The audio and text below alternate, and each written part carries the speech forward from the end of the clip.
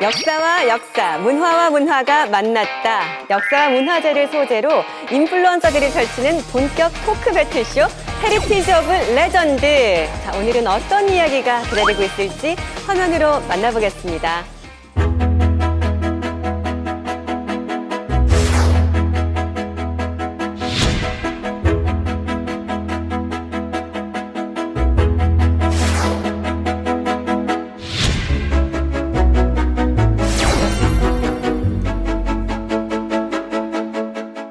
네, 오늘은요, 난방에 대한 이야기입니다. 특히 겨울철에 정말 빛을 발하는 한국의 구들이라기도 하고요, 온돌, 그리고 서양의 운치 있는 타닥타닥 소리가 나는 벽난로를 한번 살펴보려고 하는데요.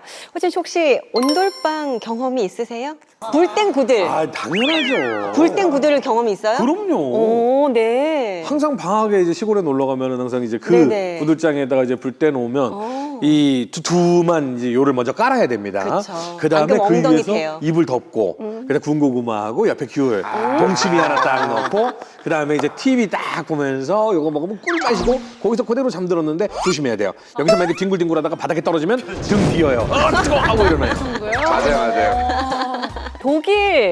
독일은 벽난로밖에 난방하는 게 없나요? 어때요, 벽난로? 맞아요. 저 어렸을 때 집도 벽난로였었는데 네. 이제 아빠가 항상 해주셨는데 많이 바뀌긴 했어요. 벽난로 있는 집들이 몇 개 안 남았고 다들 이제 난방 창치로 많이 설정있어. 그 히터 같은 건가요? 기타랑 옆에 네. 그냥 벽에 그 꽂히는 벽에 거 그 있고요. 철로 울퉁불퉁한 철로 이렇게 돼 있는 라디에이터? 이렇게 있는 거이고 그냥 켤 수 있는 걸리고 지금 보통 집에 원래 들어가고 근데 옛날에는 이제 락난로는 기억하는 거 많아요. 본격적으로 이야기를 좀 시작해 볼까 하는데요. 오늘은 송현진 작가님이 벽난로 이야기를 해주실 거고 심영환 소장님이 온돌 이야기를 해주실 텐데 위축되시죠? 아까 나왔잖아요. 요즘에는 사용하는 데가 없어요. 이미 끝났어요, 그때. 아니 송 작가님 시작부터 되게 쪼그라드신 것 자, 같아요. 화이팅! 자, 벽난로 소개 시작. 벽난로, 벽에 네. 설치된 난로입니다. 네. 예, 이 서구권의 전통적인 난방 시스템이죠. 예, 벽난로는 벽을 통해서 열기를 전달하는데 그 벽난로의 원형은 고대 그리스 로마 시대로 거슬러 올라가는데 그게 이제 지금의 모양은 아니었고요. 지금의 모양이 된 것은 중세에 들어서면서 높은 굴떡이 만들어집니다. 그리고 근대에 들면서 그 벽난로를 만드는 재료가 견고해지잖아요. 그러다 보니까 벽난로 자체가 튼튼한 기둥이 되는 거예요. 그래서 벽난로를 세우고 집을 만듭니다. 당시에는 중요한 건축적인 요소가 됐죠. 벽난로가. 그래서 산타클로스 할아버지가 들어오기 들어가야 좋게 되죠. 구성을 해놓고 집을 짓는다. 네. 산타클로스를 위해서 벽난로를 만드신 거예요? 진 소장님. 네. 산타클로스가 들어올 구멍은 없고요. 네. 그리고 이제 뭐 온도는 사실 되게 오래됐어요. 굉장히 오래됐고 정확한 기원을 추정하기 좀 힘들지만 적어도 이제 한 기원전 4세기경부터는 이게 사용됐다라는 것들 그런 것들에 대해서 실제로 이제 기록을 보게 되면 고구려 때 긴 구덩이를 만들고 그 아래에 불을 떼어서 따뜻하게 하였다 이런 것들이 이제 중국식 사서에 나오는 거니까 그때 뭐 기록이 될 정도면 이미 굉장히 많이 보급이 되지 않았을까. 더군다나 이제 우리가 잘 알다시피 또 백제는 고구려를 계승해서 또 나온 나라니까 아마도 이 과정 속에서 고구려나 이제 좀 만주 일대에서 시작됐었던 우리 민족의 온돌이 이제 한반도에서도 하나하나 들어오지 않았을까. 다만 이제 오해하면 안 되는 게 부뚜막에 불 떼는 것부터 시작을 하는데 이때는 이제 아직 그 단계는 아니고 기역자 형태로 이제 그 난방만 담당하는 형태에서부터 시작을 했다라고 해요. 근데 이제 온돌이라는 단어보단 아까 말씀하신 것처럼 구들이라는 네, 단어가 구들장. 조금 더 일반적이었다고 볼 수 있습니다. 일단 벽난로와 온돌이 예전부터 지금까지 오랜 시간 동안 그 인간의 의식주에서 굉장히 큰 부분을 해결해 준 건 분명한 것 같은데요. 그만큼 사람에게, 인간에게 꼭 필요한 도구다라는 건데 언뜻 보면은 뭐 비슷한 점도 있는 듯 하지만 뭐 온돌은 바닥을 따뜻하게 하는 거고 벽난로는 뭐 실내 공기를 따뜻하게 하는 벽난로가 서양에서 발달한 이유가 또 있겠죠? 그죠. 날씨죠. 예, 여러분 그 학창 시절에 배웠던 서한 해양성 기후.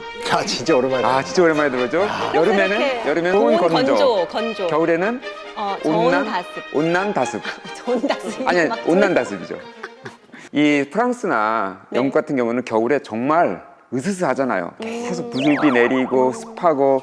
예, 그래서 벽난로가 설치가 됐고 그 벽난로는 또 실내 온도를 높이고 그 열기로 집안의 그 공기를 건조시키는 거죠. 근데 저는 진짜 궁금한 게 난로에 이렇게 있으면 요 앞면만 따뜻하고 뒷면은 서늘하잖아요. 정말 1cm만 벗어나면 추워. 맞아요. 맞죠? 맞아요. 저만 그런 거 아니죠? 네, 맞아요. 저 어렸을 때 항상 앞에까지 가서 거기 따뜻하는데 올라가면 좀 살살하더라고요. 그래서 그러니까. 따뜻하게 입어야 돼요. 이거 집에 근데 있어도. 뭐 장점도 있잖아요. 그러니까 저는 이제 크로아티아 가서 느꼈던 게 거기서 요리도 해 먹고 그렇죠. 불멍할 수 있어, 불멍. 불멍 그 정도로 하면 안 돼. 그런 정도의 장점은 제가 용인하겠습니다. 아이들 앞에서 가루 뿌리면 피빅피빅 터지는 재미도 보여줄 수 있긴 해. 저기요, 제가 벽난로 해야 될 얘기를 다 하시면 안 돼요. 너무 없어요, 지금. 이 기세를 몰아서 슬쩍 덮으신다면 사실 지금도 이게 온도 문화 우리가 강하기 때문에 한겨울에도 사실 우리나라 사람들은 들어오면서 다 벗잖아요. 반팔 이렇게. 벗- 네, 다 반팔 벗고 반팔 입고 아니면 속옷만 입고 돌아다녀야 되는데 그게 이제 어떻게 보면 이제 온돌이 갖고 있는 열의 강점이다라 볼 수 있겠죠. 실제로 이제 온돌은 이제 누운 불이잖아요. 이제 열이 이제 밑으로 이렇게 싹 돌게 되니까 그만큼 이제 굉장히 뜨끈뜨끈할 수밖에 없고 사람이 이제 누워 자게 되니까 당연히 이제 그 온몸의 열을 다 받을 수밖에 없는 굉장히 큰 장점을 좀 갖고 있게 된다고 할 수 있겠죠. 그래서 우리나라가 보일러 강국이잖아요. 거꾸로 태우고 2번 태우고 막. 아니 이게 온돌에서 출발한 거 아닙니까? 그렇죠, 그렇죠. 아 근데 실제로 보일러가요 전 세계적으로 지금 계속 번지고 있어요. 그 한국 드라마 보면은 왜 한국 사람 다 누웠어야지? 네, 그것 때문에 보일러가 많이 수출되고 있다고 합니다. 누워서는 다 누워서 자죠. 아유 그렇죠. 예리한 지식이었어요? 우리는 무조건 서양에서는 뭐 엄청 따뜻하게 입고 집이 이렇게 막 따뜻하지 않아서 항상 많이 입는데 한국에서 다 벗고 그냥 이렇게 바닥에서 앉으니까 나 너무 놀랐어요. 왜 이렇게 잘 수 있지? 근데 온돌이 있기 때문이구나. 맞아요, 맞아요. 예. 근데 거기 엄청 따뜻한 거 느껴서 이제 독일 가면은 엄마 우리도 온도를 좀 설정하면 안 될까? 그거 진짜 너무 좋은데 새로운 이렇게 만드는 집들이 온돌에 놀아가고 있어요. 외국도. 아니 특히 2018년도에 저희가 이제 평창 동계올림픽 개최했었을 때도 외국인들에게 온돌 문화를 많이 잘 알릴 수 있는 호응이 그렇게 좋았다고 하더라고요. 장안의 화제였죠 그때. 네네. 그만큼 온돌 특유의 따뜻함을 주는 매력이 분명히 있는 것 같습니다. 오늘 정말 제가 시작부터 이렇게 위로를 해드리는 일이 잘 없는데 송 작가님 편을 조금씩 들어드려야 될 것 같아요. 오늘 굉장히 어떡하죠? 마음이 안정적이에요, 저는.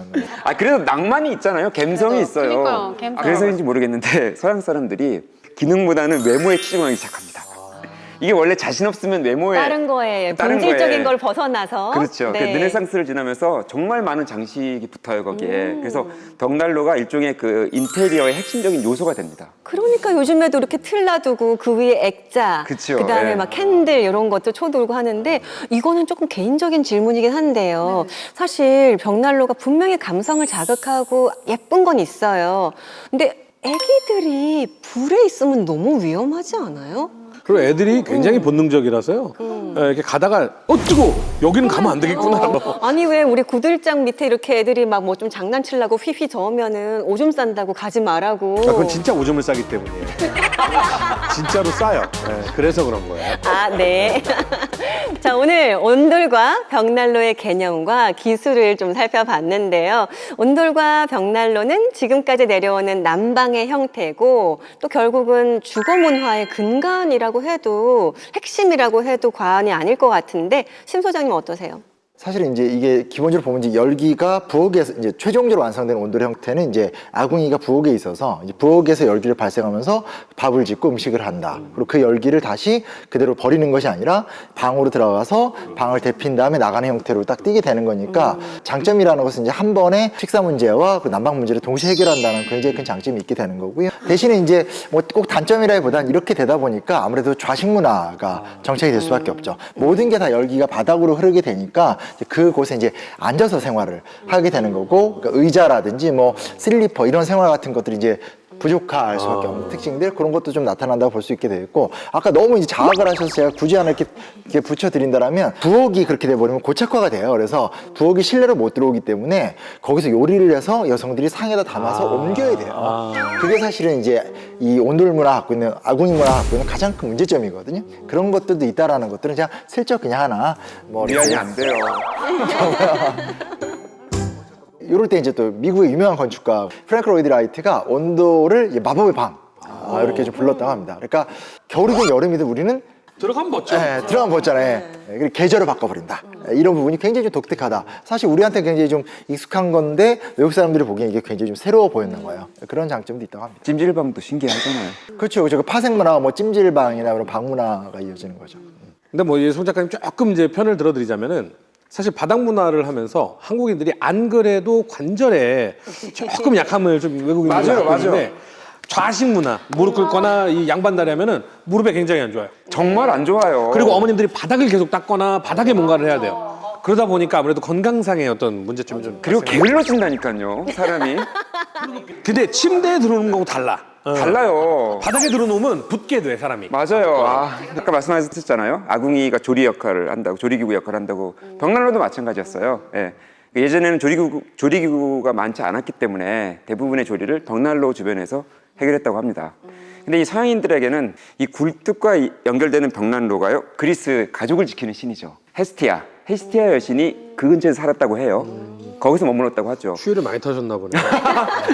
그래서 서양인들이 그 새해가 되면은 축하 카드라든지 크리스마스 선물 같은 걸 장식을 하잖아요. 벽난로 주변에. 추워서 거기 한 게 아니었고요. 계속 장식 위주로 생각하는구나. 근데 장점이 있는 게 우리는 사실 어찌됐건 아궁이에서 밑에서 열을 올리는 식으로 하다 보니까 조리법이 좀 제한되는 특징이 있는데 쟤나 그 숯덩어리 같은 거를 아예 이제 철판에다 이렇게 덮어서 증기 같은 걸 활용해서 또 요리를 만들어요. 이제 그래서 좀 다양한 요리 같은 걸 만드는 효과가 있더라고요. 그리고 가장 중요한 건 가족을 함께 모아놓는 역할을 하는데 맞아요, 우리는 좀 맞아요. 떨어뜨려 놓는 역할을 맞아요. 해서. 근데 이제 한 가지 궁금한 게 크리스마스 이브에는 벽난로에 불 안 붙여요? 나 궁금해요. 선택 궁금해요. 근데 산타클라우스는 밤에 잘 때 돌아오니까 그러면은 끄고 자고 그러면 돌아오는 거죠. 아, 그럼 저절로 꺼지면 커지 나서 돌아오는 거죠. 네. 아니, 이렇게 불을 다스리는 방식이 사실 불을 지배하는 자가 그 권력을 좀 잡는다는 그런 것도 있잖아요. 근데 이 불을 다스리는 방식이 주거 문화를 바꿔왔다라는 생각이 드는데 시대와 세대를 거듭하면서 분명히 발달하고 또 약간의 변형들도 왔을 것 같아요. 예. 사실 온돌의 치명적 단점이 있어요. 그러니까 온돌은 사실 이게 그 요리하는 부분하고 난방이 다 일체형으로 설계가 돼 있기 때문에 사실 이 건물로 말하면 기단 전체가 지금 온돌로 연결이 돼 있잖아요. 그래서 이게 층의 발전으로 안 이어져요. 그래서 되게 약점인 게 20세기 초반에 우리나라 사진들을 보더라도 그 서울의 북촌의 그 양방가도 다 1층이에요. 네. 그래서 사실 이거에 대해서 이제 비판적으로 보는 건축학자들도 많은데 이걸 이제 극복한 방식이 이제 소위 말하는 그냥 열기가 돌아다니는 것이 아니라 물을 끓여서 물을 뜨겁게 해서 그 물이 돌아가는 그러니까 파이프 시스템인 거죠. 네네. 요게 만들어지면서 이제 온돌의 기능을 유지하면서도 층을 올리는데 전혀 문제가 없는 단계로 이제 변화 발전이 됐기 때문에 요게 이제 현재는 우리나라의 기본적인 가정의 시스템이다라고 볼 수 있고 온돌 문화 자체가 사실 굉장히 효율적이고 현대 건축에서도 아주 창의롭게 좀 활용이 되고 있어서 2018년 4월 달에 이제 국가 무형 문화재로도 지정이 됐다고 합니다. 네. 그렇군요. 아니 그렇게 생각하니까 이 온돌 얘기를 많이 들었긴 했는데 되게 혁신적인 것 같아요. 그렇게 생각합니다. 근데 벽난로도 나름 진화를 합니다. 그 여러분들 그 벤자민 프랭클린하고 그 $100짜리 $100 집회에 나온 그분이 피레침을 만든 분이세요. 근데 그분이 주철 난로를 만들어요. 그래서 벽난로를 실내 중앙으로 옮깁니다. 주철 난로. 아, 난로가 등장하는 거구나. 예. 아, 의미가 있네. 최근에는 이게 좀 땔감이 환경적으로도 좀 그렇잖아요. 뉴욕에서 벽난로만 안 떼도 숲을 하나를 살린다는 그렇죠. 얘기가 예. 있어요. 엄청 그래서 그러시나 요즘에는 보다. 쓰고 남은 목재들 있잖아요. 그걸 갖다가 재활용해서 목재 필릿을 만들어서 사용을 합니다. 재활용을 하는 거죠. 예. 그리고 또 요즘에는 그 벽난로의 열을 가지고 온수 파이프를 또 돌리기도 해요. 남의 기술을 함부로 가져. 콜라보라기보다는 따라한 거죠. 그렇죠. 반박이 안 돼요. 여튼 그러게요. 이런 식으로 나름대로 아니, 진화를 하고 있습니다. 조금 편은 들어주고 싶지만 벽난로 너무 건조해서 너무 건조해요. 목이랑 맞아요. 예, 피부가 바짝바짝 마르는 느낌인데 그나마 온돌은 덜 건조한 느낌? 살 것 같은 느낌이 아, 그리고 있어요. 빨래 해가지고 바닥에다 쫙 펼쳐놓고 자면 그거 이제 그 자체가 해왔어요. 바짝바짝 마르고 우리는 이제 공기가 이제 맞아요, 수증기가 맞아요. 탁 차고 나중에 얼마나 잘 마르면 약간 뻣뻣해져. 그건 유연제 안 넣어서 그래요. 네, 오늘 벽난로와 한국의 온돌에 대해서 살펴봤는데요. 온돌과 벽난로 참 다른 듯 하면서도 비슷한 점이 있습니다. 자, 오늘 어김없이 또 선택을 해야 하는 것 같은데 오늘 선택이 참 의미가 있을까 싶은 그런 생각은 들지만 네, 심 소장님, 우리 온돌의 장점 딱 한 가지만 하려면요? 지금까지 너무 여유롭게 와가지고 참 답변하기 이렇게 힘들어지는데 근데 이제 하나 분명한 건 이제 우리가 되게 오래된 고대의 지혜를 지금까지 발전시켜서 우리의 무형문화재로 만들었다. 이런 거 좀 기억해 주셨으면 좋겠습니다. 네, 네, 송 작가님은 벽난로. 덴마크 언어 중에서는 말 중에서는 휘게라는 말이 나옵니다. 여러분 휘게 들어보셨습니까? 편안함, 따뜻함, 아늑한이라는 뜻이죠. 좀 더 구체적으로 말하면 가족 친구들과 함께 따뜻한 곳에서 함께하는 분위기를 뜻하는 거예요. 예, 그 휘게 라이프, 감성을 즐길 수 있는 곳이 바로 벽난로다. 그래서 고속도로에 휴게소가 있는 거예요?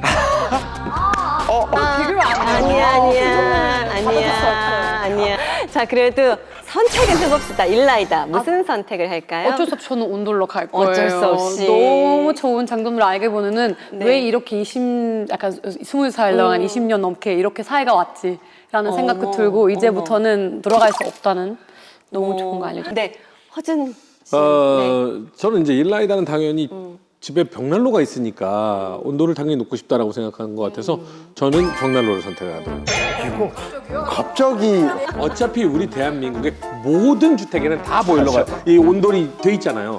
그러니까 벽난로를 집에 한번 놓았으면 얼마나 좋을까. 그러면 애기들 친구들이나 뭐 우리 동네 사람들 다 와서 우리 집에서 고구마 구워 먹고 우리 집에서 고기 구워 먹고 할 수 있을 것 같아서 아니에요. 기본적으로 벽난로 있으면 그 먼지와 그 나무 재 때문에 신발 신고 다녀요. 이거 환풍기라도 후황이라도 달아요 그럼. 잠잠하시고 아니야. 아니 저는 온돌이 당연히 좋죠. 네. 저는 뭐 해외에 가서도 어디에 가서도 정말 대한민국 온돌은 전 세계 최고다라고 항상 생각합니다. 왜 바꾸셨어요? 바뀌셨네. 네. 오늘은 서양의 벽난로, 한국의 온돌에 대해서 이야기를 나눠봤습니다.